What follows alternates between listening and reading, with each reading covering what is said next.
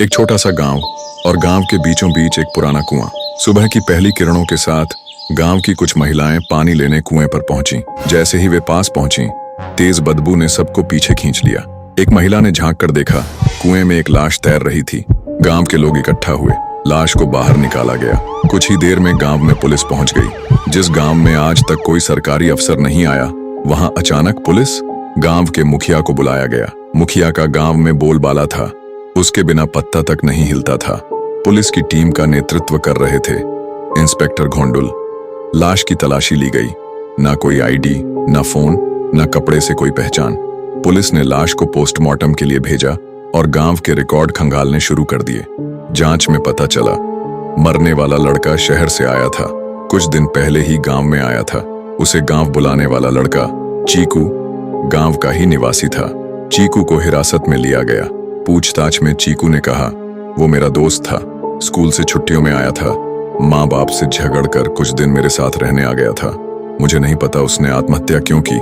Inspector को उसकी आंखों में डर और झूठ साफ दिखा, लेकिन वो नाबालिग था, इसलिए ज्यादा पूछताछ नहीं की जा सकी। उसे छोड़ दिया गया।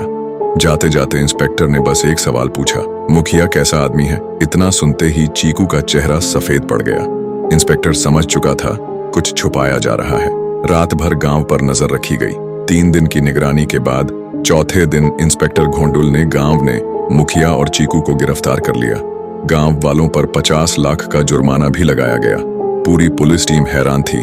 सर, आपको कैसे पता चला कि यही दोनों दोषी हैं? इंस्पेक्टर ने कहा। जब मैंने चीकू से मुखिया के बारे में पूछा, वो डर से कांपने लगा। मैंने मुखिया के नौकरों से पूछताछ की और धमकी दी, अगर नहीं बोले तो उन्हें भी जेल भेज दूंगा। तब जाकर सारी सच्चाई सामने आई। गांव की एक अजीब परंपरा थी। हर साल अमावस की रात नकली शादी कराई जाती थी।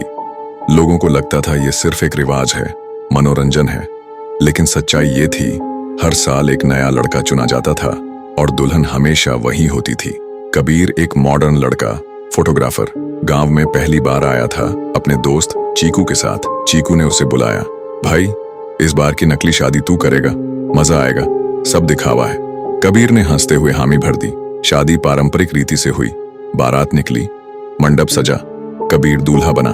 फिर आई दुल्हन, लाल जोड़ा, सिर ढका हुआ। चेहरा किसी ने नहीं देखा, उसकी परछाई भी नहीं दिख रही थी। लोगों ने अनदेखा किया, नकली शादी है, सब दिखावा है। रात को कबीर को गांव के एक कमरे में रुकवाया गया दुल्हन के साथ। दरवाजा बंद हुआ। दुल्हन ने सिर उठाया। उसकी आंखें लाल, चेहरा सफेद और सूखा। वो इंसान नहीं थी। उसने कहा, तुम्हें भी मरना है कबीर, जैसा हर दूल्हा मरा है। कबीर की चीखें कमरे में गूंजती रहीं और फिर सन्नाटा छा गया। अब तक इंस्पेक्टर घोंडुल को सिर्फ अंदेशा था, अब वो सुराग तलाशने लगा आत्मा की सच्चाई का। बूढ़ी महिलाओं से बातचीत में एक नाम सामने आया, सुरभि। 20 साल पहले सुरभि की शादी इसी गांव में हुई थी। उसका पति मुखिया का बेटा वासु। वासु एक शराबी था। शादी की पहली ही रात नशे में धुत होकर वासु ने सुरभि को उसी कमरे में मार डाला, फिर उसकी लाश कुएं में फेंक दी।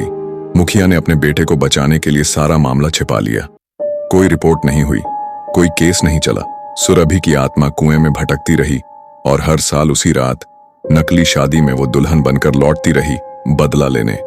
इंस्पेक्टर घोंडुल ने वासु को गिरफ्तार किया। मुखिया भी जेल भेजा गया। चीकू को भी जेल भेजा गया, क्योंकि उसने सच जानते हुए भी छुपाया। हालांकि उसने ऐसा अपने माँ बाप की जान बचाने के लिए किया था, जो मुखिया के कब्जे में थे। इंस्पेक्टर ने कहा, मैं कोर्ट से अपील करूंगा कि चीकू को कम से कम सजा मिले। उसका इरादा गलत नहीं था, वो बस मजबूर था। मुखिया और वासु की गिरफ्तारी के बाद गांव के मंदिर में सुरभि की आत्मा की शांति के लिए पूजा रखी गई। गांव वालों ने मिलकर उसकी राख को नदी में विसर्जित किया। सुरभि अब मुक्त हो चुकी थी। इस बार पूर्णिमा की रात शांत थी। किसी की शादी नहीं हुई, किसी की मौत नहीं हुई। लेकिन क्या अगली अमावस को फिर कुछ होगा? अगर आपको ये कहानी डरावनी लगी तो मोहिनी, बरगद पेड़ वाली चुड़ैल की सच्ची दास्तान जरूर सुनिए, जहां एक उलटी लटकी लाश ने पूरे गांव को हिला दिया था।